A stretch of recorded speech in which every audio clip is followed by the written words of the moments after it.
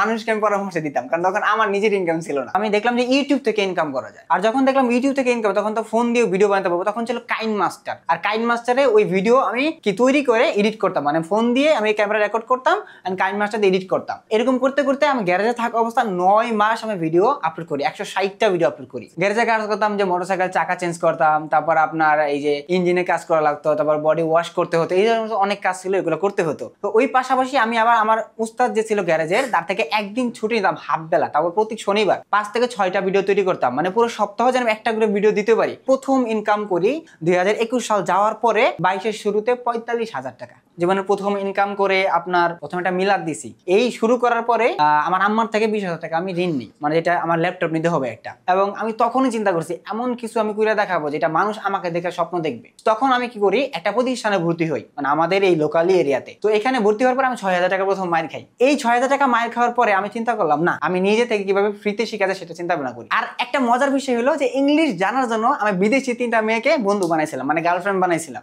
এই 3টা মেয়েকে গার্লফ্রেন্ড মানে কি করছে, একটা হলো ইউরোপের ইস্তোনিয়া দেশ, একটা হলো 2টা ফিলিপিন। তখন কি গুগল ট্রান্সলেট করে কথা বলতাম, মানে তার কথা গুগল ট্রান্সলেট করতাম, আমার কথা তারা গুগল ট্রান্সলেট করে দিতাম। তো এইভাবেই হয়তো কি আমার ইংলিশটা জানা হচ্ছে, ইংলিশটা বোঝা হচ্ছে। যদি সে কোনো ওয়ার্ড লিখতো না বুঝতাম, তাহলে গুগল ট্রান্সলেট করতাম, তাহলে বুঝে যেতাম ওই ওয়ার্ডের মানে কি। যখন দৈনন্দিন ওয়ার্ডগুলো আমি জেনে ফেলি, তখন তো বুঝি যে আমি ইংলিশটা সেন্টেন্স গুছিয়ে বলতে পারতেছি। সো ওইখান থেকে আমার ইংলিশ শিখা, আর ওই ইংলিশটা কাজে লাগিয়ে আমি ফ্রিল্যান্সিং এ সাকসেস হতে পারলাম। প্রথম বায়ার পেতে আমার প্রায় 1.5 মাস লেগেছে। তখনই আমি প্রথম সপ্তাহে 8,000 টাকা ইনকাম করি, $70। ওই 8,000 টাকাই ছিল আমার জন্য বড় একটা কি বলতে পারেন খুশির একটা জিনিস, যে 8,000 টাকা ইউটিউব থেকে তো ইনকাম করছি, ওটা ইউটিউব থেকে।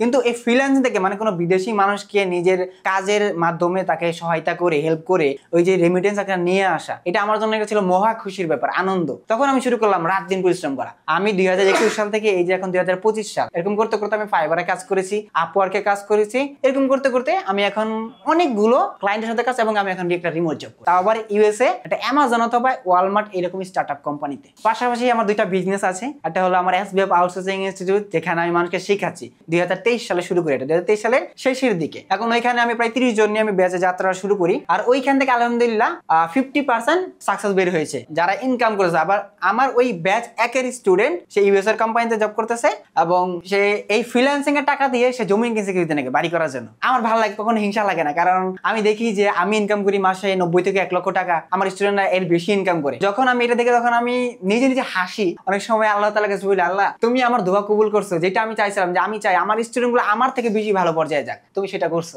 মেইনলি আমি যেই বিষয়ে আসলে এক্সপার্ট, সেটা হচ্ছে আপনার সোশ্যাল মিডিয়া মার্কেটিং, আর হচ্ছে ফেসবুক অ্যাডস, আর ইউটিউব ভিডিও অ্যাডস এবং গুগল অ্যাডস এর উপর। এই কাজগুলো আমি বেশিরভাগ করে থাকি।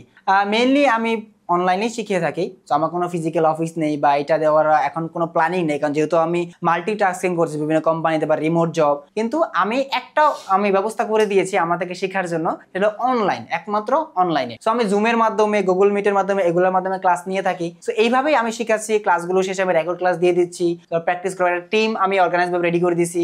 আমার অনুপস্থিত তারা যেন হেল্প পায়, সাপোর্ট পায়, বা কোনো প্রবলেম আটকে গেলে যেন সেটা সমাধান করে ফেলতে পারে। এবং আমি এইটাও সর্বোপরি সাপোর্ট দিচ্ছি যে ক্লায়েন্ট পেলে যারা ইংলিশ জানে না, তাদেরকে আমি নিজে মিটিং করে কাজ নিয়ে দিই। এইভাবে আমি আমার আগের স্টুডেন্টদেরকে নিয়ে দিচ্ছি, এর জন্যই তারা সাকসেস হয়েছে। এই পর্যন্ত প্রায় আমি 1100 স্টুডেন্টকে শিখেছি গত 2 বছরে, আলহামদুলিল্লাহ।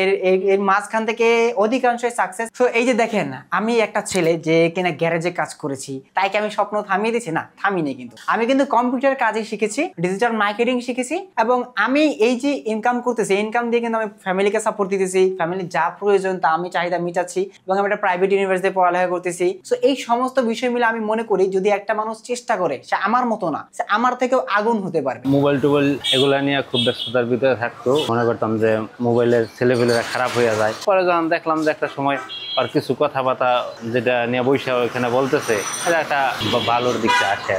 নিজে শিখছে এবং আর অনেককেই শিখাই এই লাইনে আনছে, এটা দেখার পরে যেমন নিজের কাছে খুবই ভালো লাগে আর কি।